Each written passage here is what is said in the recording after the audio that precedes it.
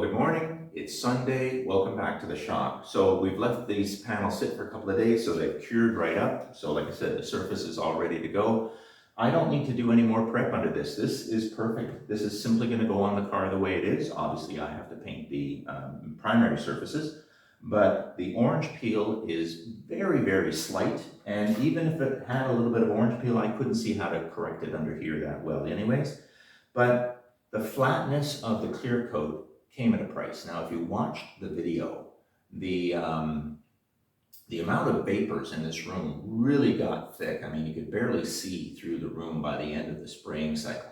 But that was for two reasons. The first reason, as you can see on my left here, is the filters that were in front of the fan. They became clogged. I was losing CFM. So what I'm going to do is buy about a dozen of these things, and between each paint cycle, that means every time I come in here and spray, I'm going to let that clear out, let the fan take care of that. But when I come back in to do the next spray, I'm going to pull the filter and replace it, and do that for every cycle. So every time I come in with the base coat, every time I come in with the clear coat, I'm going to get a new filter. So I'm going to probably pick up at least a dozen, if not more, filters. Now, the other reason this room filled up with smoke or vapor, because I was running 30 pounds of pressure on the clear coat. And that was on purpose. We want to atomize that clear coat to make the beads as small as possible, or the droplets, let's say. And again, I used an analogy last time, and think about a tennis court and fill that tennis court up with beach balls, right? The beach balls are going to cover the surface, but you're going to see all of those humps between the beach balls because the beach balls are so big. Think of that as paint droplets. If you have a thick layer down, what's going to happen is that you're going to get a lot more orange peel because you're going to actually see each of the droplets. In my case, because we atomized it so much, think of it now as golf balls on that same tennis court, or, and what you end up with is the surface is covered, but since the golf balls are a lot smaller, that surface seems a lot smoother, and that's what I got here. I do not need to finish this. This is perfect the way it is. Obviously, this is only 2 coats.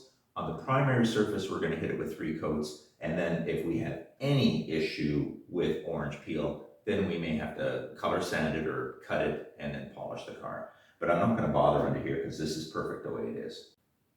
Now, there were a few things I did discover. I have some runs in the clear coat, very small. I guess my lot in life is I'm going to know that this is here for the rest of mine. So, but that's the price you pay. But basically, the reason I got this run is if I review my footage, and I have 30-40 minutes of footage, and of course we edit it down so that you don't have to live through all of that. But when I look at the footage here, I came back with a gun and I did a 45 here, and that was my fault. I don't know what I was thinking. I guess I was thinking I was trying to come in here, but in fact what had happened is that pressure, that 30 pounds of pressure, the clear that was here, it pushed the clear, and it pushes the clear over the edge, and it ran down the edge.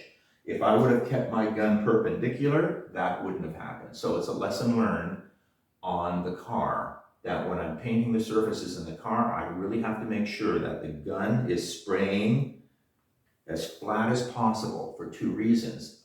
Number 1, I'm not going to be pushing the paint. And number 2 is I'm actually going to be pushing the paint down, which is going to flatten the paint. And that's, when you look at the surfaces that I did do perpendicular, this, I wouldn't even wet sand this. If I could get this right here on the main car, I wouldn't have to color sand it. That's amazing. So like I said, I'm happy with it the way it is. So I guess what I'm going to do today is I'm going to flip all these surfaces over. We're going to hit it with 400 wet. We're going to do all of the surfaces 400 wet, not the doors. The doors are going to be hung back on the car. Remember, key, paint the surface in the orientation that surface is going to stay on the car. So the hood must be painted while it's flat because it's going to be flat on the car. The door must be painted while it's hung because it's going to hang on the door. Because the orientation of the color, the way the color looks, the way it lays out, is going to look different at different angles. You can tell that right away with this blue. When you look at my previous video, as I move the camera around, the color actually fluctuates based on the angle of the light. If you paint this door while it's flat and then hang it on, it will stick out. You will notice that forever. So the idea is we have to paint the items the way they are. So I'm going to take the balances. I have a rig over here that I'm going to hang them so that they're going to hang in the angles that they are on the car. The front splitters, the signal lights. So today is prep day because it's a crappy day outside. Tomorrow we paint. Hope you like the short update. And if you like the video, hit that like button, and I'll see you soon.